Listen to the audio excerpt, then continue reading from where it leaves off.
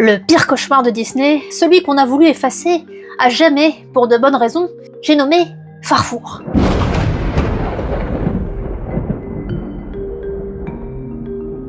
Il était une fois une copie interdite de Mickey, qui n'a pas vécu très longtemps, à peine quelques mois, à la télévision, mais tous ceux qui ont entendu les sons sortis de la bouche de cette mascotte ont été marqués à vie, choqués par les messages extrémistes qui cherchaient à influencer la jeune génération. C'est dans ce but revendiqué que Farfour avait été créé en avril 2007 par le mouvement tout récemment élu à Gaza. Farfour, ça veut dire papillon en arabe. À l'époque, le groupe au pouvoir tente de consolider son influence et son contrôle sur le territoire. Il choisit un clone du personnage préféré des enfants pour diffuser son idéologie. Une politique à contresens des efforts de coexistence faits 10 ans plus tôt avec la version israélo-palestinienne de Sesame Street. Je vous avais raconté cette histoire dans une autre vidéo que vous pouvez retrouver ici, sans oublier de vous abonner. L'histoire de Farfour, elle est beaucoup plus sombre et elle a sans aucun doute laissé des traces jusqu'à aujourd'hui. Farfour est le premier personnage de l'émission Tomorrow's Pioneers, les pionniers de demain, une émission d'une durée d'1 heure pour les 7-13 ans diffusée tous les vendredis après-midi sur la chaîne Al-Aqsa TV. Il était principalement regardé à Gaza, mais l'émission était accessible en Cisjordanie et ailleurs, via internet. Imaginez un peu l'impact de cette contrefaçon qui diffuse librement les messages du Hamas, une organisation classée comme terroriste par les États-Unis, l'Union européenne et de nombreux autres pays, le tout entre 2 chansons et jeux télévisés. Dans cette série, Farfour encourage les enfants à boire du lait. La minute suivante, il montre des gestes de combat, reflétant les messages violents de l'organisation. Quand on lui demande pourquoi il a triché à l'école, il affirme que sa maison a été détruite dans une attaque et que ses cahiers sont perdus sous les décombres. Tous ces extraits sont aujourd'hui documentés par l'Institut de recherche des médias du Moyen-Orient. Très vite, une ONG israélienne alerte, elle imagine déjà la future génération inspirée par Farfour. La presse étrangère découvre avec horreur cette émission. Partout, à travers le monde, on dénonce l'instrumentalisation de personnages pour enfants à des fins politiques et religieuses. Dans un communiqué officiel, le ministère israélien des Affaires étrangères dénonce l'endoctrinement des enfants et ses messages dangereux. Début mai, le ministre de l'Information, à Ramallah, Mustafa Barghouti, juge lui-même malheureux d'utiliser un programme pour enfants pour faire passer un message politique. Il annonce avoir demandé à Al-Aqsa TV de suspendre son émission. Mais dès le vendredi suivant, Farfour est de retour à la télévision. Réponse du réalisateur du programme qui supervise le contenu de la chaîne, nous avons nos propres méthodes d'éducation. Cet homme, c'est Fatih Hamad, 6 ans dans une prison israélienne pour participation à des actions contre Israël, puis 2 ans dans les geôles palestiniennes. Il deviendra ministre de l'Intérieur à Gaza en 2009. Avant le 7 octobre, il s'est réfugié en Turquie. Aux dernières nouvelles, l'homme qui tirait les ficelles de Farfour 15 ans plus tôt est toujours en vie.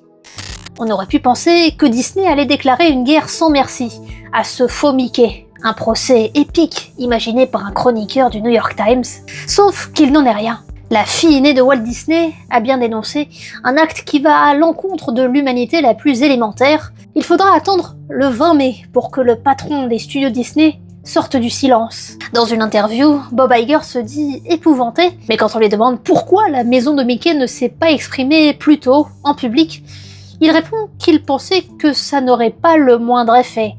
Pas d'accord juridique avec Gaza, donc pas d'intérêt stratégique. Pourtant, Farfour a eu un effet durable sur les enfants palestiniens à cause de cette fin que personne n'est prêt d'oublier. Juin 2007, dans l'épisode 105, Farfour et le Juif, le grand-père de Farfour lui décrit une terre ancestrale qu'il décrit comme usurpée. Il lui remet une clé et des titres de propriété lui faisant promettre de récupérer cette terre. Dans une salle d'interrogatoire, un homme qui se présente comme un officiel israélien lui demande de lui vendre ses titres de propriété. Mais Farfour refuse et l'interrogatoire dégénère. À l'écran, la petite animatrice Sarah Baroum, 10 ans, prend la parole pour annoncer la mort de Farfour, imputant sa responsabilité à Israël. Le temps d'un instant, les médias se montrent soulagés de cette disparition, mais le groupe n'en a pas terminé avec Disney. Immédiatement surgit un rip-off du Roi Lion, où un lion affronte les rivaux du Fatah représentés en rat, Mais surtout, Farfour aura des héritiers, et pas qu'un seul. Au moins 3 successeurs, tout aussi militants. Juillet 2007, c'est son cousin Naoul qui prend le relais. Une abeille qui pique, vous allez voir. Durée de vie, 1 an, 2 costumes différents, et toujours cette même obsession.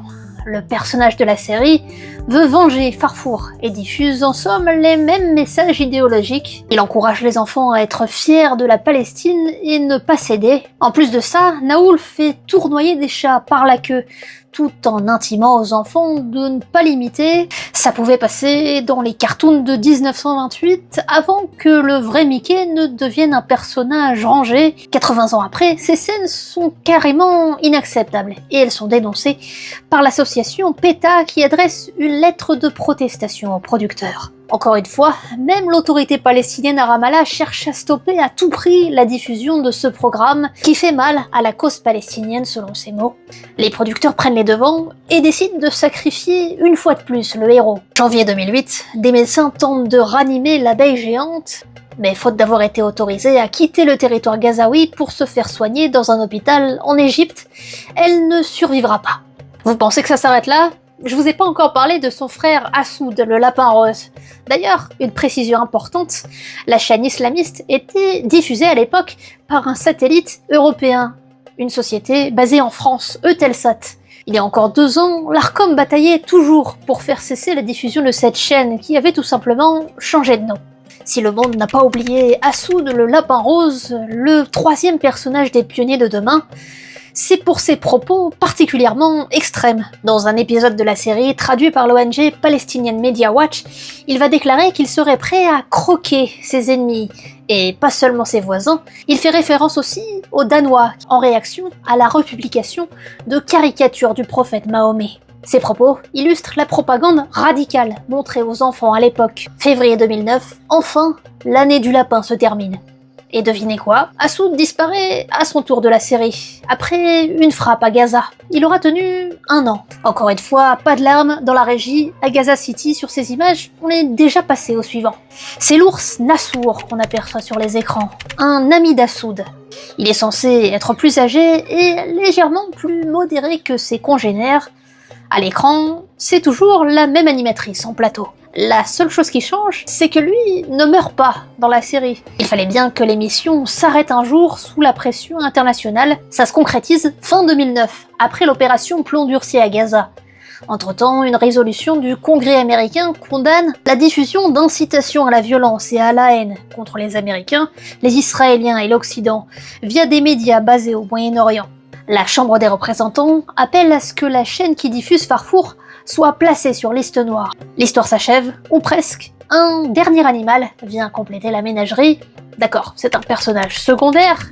Techniquement, la mascotte a survécu à la série, mais on apprend dans la presse que l'acteur, à l'intérieur, est décédé au cours du conflit de juillet 2014 à Gaza. Son frère a révélé qu'il incarnait également l'abeille Naoul, mais sans évoquer la nature exacte de ses liens avec les producteurs. Et l'animatrice du show, tiens, qu'est-ce qu'elle est devenue ? Sarah Baroum a créé une chaîne YouTube, toujours active, avec 33 000 abonnés. Elle chante, elle publie des vidéos sur la consolation qu'elle trouve dans la prière ou dans la tente où elle vit après 2 ans de guerre à Gaza. Elle a même fait une apparition dans le reboot des Pionniers de demain, en 2022. Mais attends, c'était pas terminé cette histoire ?